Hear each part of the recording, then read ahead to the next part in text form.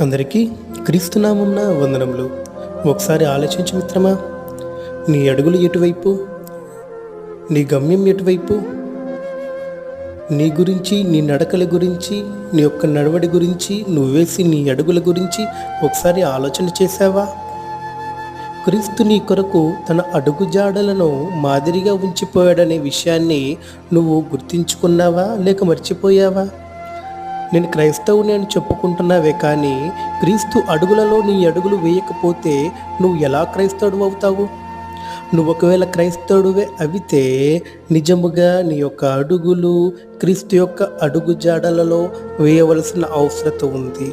నువ్వు క్రీస్తుకు మాదిరి కనపరచాలంటే క్రీస్తు యొక్క అడుగు జాడల్లో నువ్వు నడవాలి.